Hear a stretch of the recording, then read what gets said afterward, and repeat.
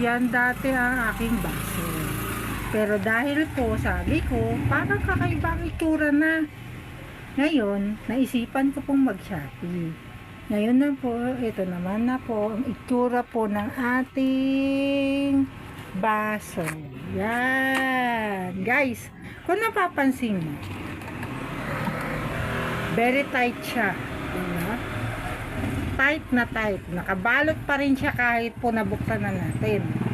Kaya guys, kung nagdadalawang isip po kayong umorder sa Shopee ng mga babasagin dahil isipin nyo baka may basag, yan. Huwag po kayo magdalawang isip. Guys, bubuksan ko na po.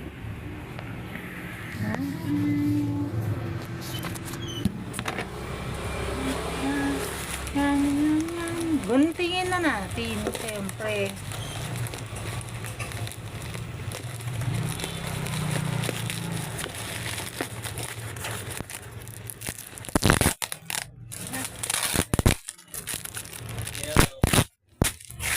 Magkano po? Sige po, wait. $5. $5 lang. Ice tea. Oh, bakit ka mo wala pa?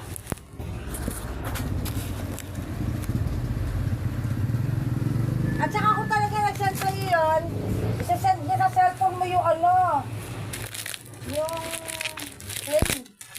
Guys, oh. Ganun lang.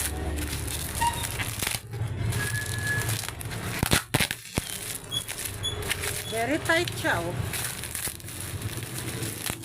Kasi takot si Shopee, balik natin.